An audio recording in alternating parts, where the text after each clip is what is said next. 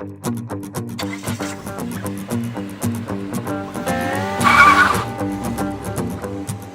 here we are, we're in the parking lot of the Holiday Inn Express just outside Lansing, Michigan. It's the first day of the trip. Today's a travel trip. Tomorrow we'll get really into the meat of our story, which of course is try to investigate some of these American-style labor laws that Tim Hudak is threatening to bring to Ontario. Laws which many labor leaders here and in Canada say are just going to lower everybody's wages and reduce everybody's working conditions, simply a race to the bottom. But we'll get to that tomorrow when we start doing interviews. Today we left Toronto early, 7 o'clock.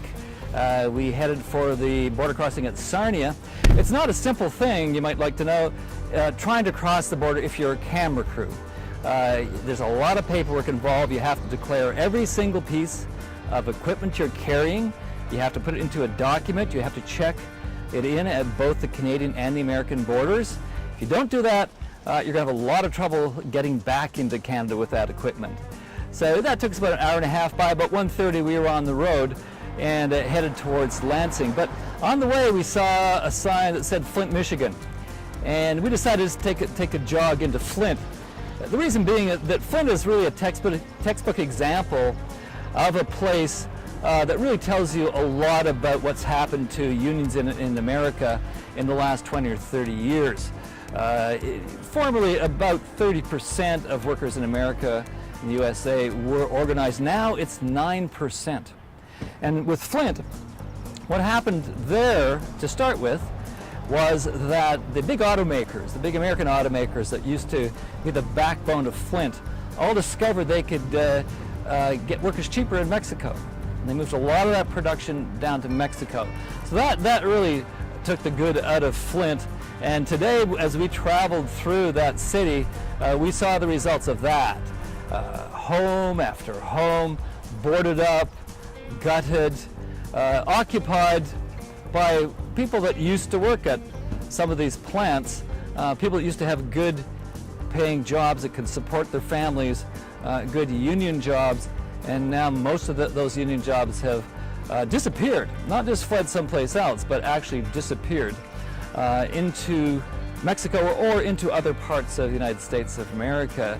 So that's one part of this piece. The other piece is a lot of the legislation in the U.S. Is what we would consider in Canada, given our history, to be legislation which would undermine unions. And in Michigan, they just passed something called a right-to-work law. They're the 24th state to do it, and that's really what we're here to investigate, because that's one of the proposals that Tim Hudak has in his armory, and we will get that tomorrow. Starting at the Capitol, state capitol tomorrow, we will talk to a state employee who's going to tell us about what his fears are now about his wages and his working conditions now that this right-to-work law has been passed here in Michigan. Last thing I want to tell you is that we have a lot of really fun technology. We actually have something called a GoPro camera. It's this little camera here, and this is something that we can take and we can, and we have, mount it on the dashboard of our car, so that as we travel down the road, we can actually catch America, the signs, the roadway. We're on a road trip, so after all, we need this camera. It actually works like this.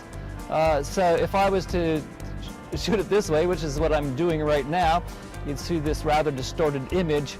But we'll also show you some of the images which will take us all the way down to through Columbus, Ohio, then down to South Carolina. It's going to be about a 2-week trip, a trip of discovery, and try to throw some light on what these laws that Tim Hudak is suggesting that he's going to bring to Ontario really mean. See how they actually work in the United States, and you can make up your minds then whether or not you really want them.